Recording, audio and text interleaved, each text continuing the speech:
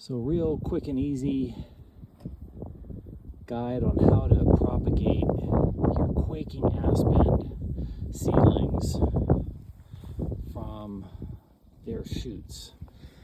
Quaking Aspens usually propagate themselves by growing up from root shoots. And you'll notice when you have these baby trees or these seedlings, or even the big ones, they'll send up these suckers or little smaller ones.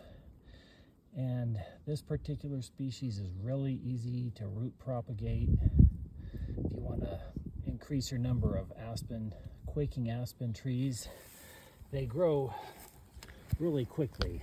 And all you got to do is find one of these shoots coming up out of the ground, like this one. And this one I've already pre-started. So you dig down, only have maybe an inch or two, and find where it's coming up out of a root shoot. So you dig down. I like to use my fingers because it's a little more gentle than a metal instrument trowel, but you can get started with one if your soil is hard. And then find where the root is and go out 2, 3, 4 inches and make your cut there, like here. So when you cut it, it's already got some shoots, some roots shooting out already. So when you go to replant it, it's got a head start. And this particular type of tree is really easy to do from root cuttings, and it'll take fairly quickly when we cut it.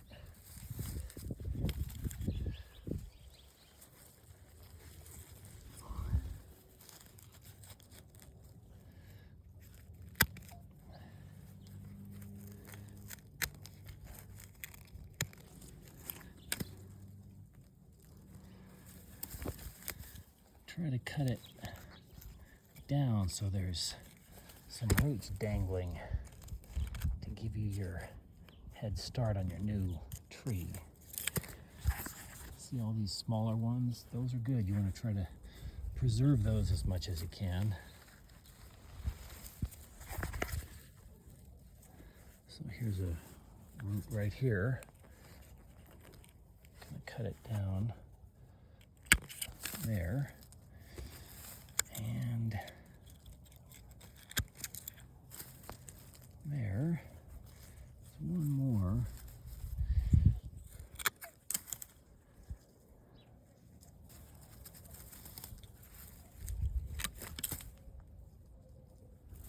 It's got lots of these little ones, so that'll be good. So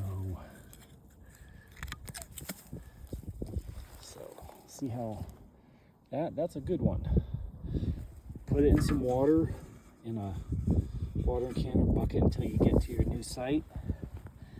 And when you pull it out, once you dig your hole with some mix of your native soil and compost or potting soil or something, sprinkle some rooting compound powder over this, and before you put it in its new location. But I'm going to keep it here so it'll stay moist until I get to the new spot.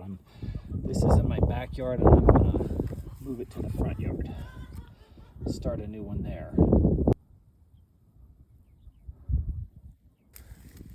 And here's this one that I just took.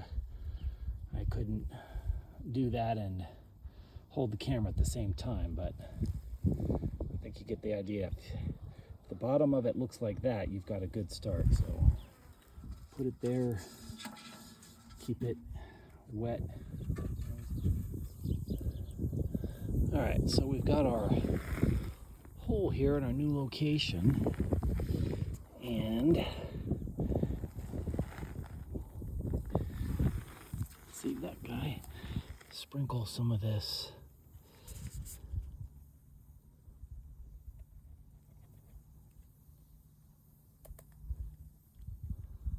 rooting powder.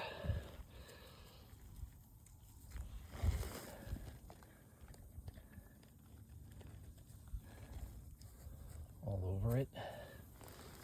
Give it a little start. Make the hole good.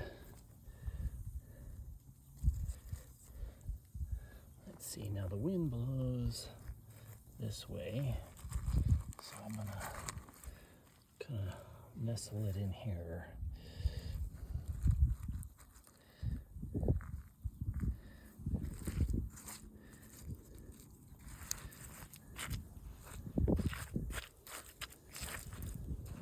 It is maybe a little more muddy than I wanted, but oh well. That's how it goes. It'll drain out, firm up. I'll come back and check it in an hour. And now it's got a new spot. Make sure you water it every day.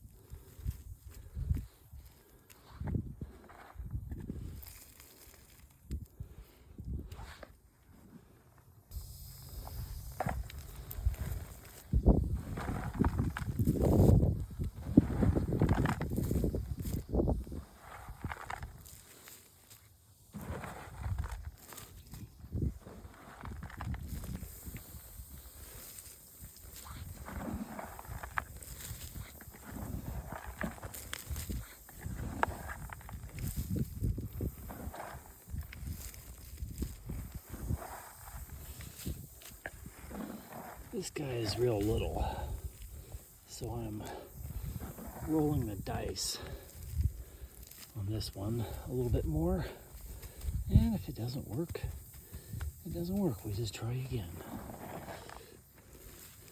But these aspens are being planted in their native environment. They're a very hardy tree. Lots of wind and cold. So we'll see what happens. So that third one, that third smaller cutting didn't make it. It was too small and too exposed. This is in a wide open yard exposed to intense sun and wind. But the first and second are doing really well. This is the first one. And as you can see, I did the cuttings and planting in the second week of May. This is the third week of July now. So it has been about 2.5 months, 10 or 11 weeks, and they're doing really well. And this was cutting number 2 at the beginning, and it's doing super. So on the hotter days, we do get up to upper 90s sometimes on the hotter intense days, and those days I'll water it morning and evening, so twice a day, but at least once a day. And they do need that after they've been uprooted, had their roots cut and shoved into a new hole. They get stressed, but they recovered and are doing nicely.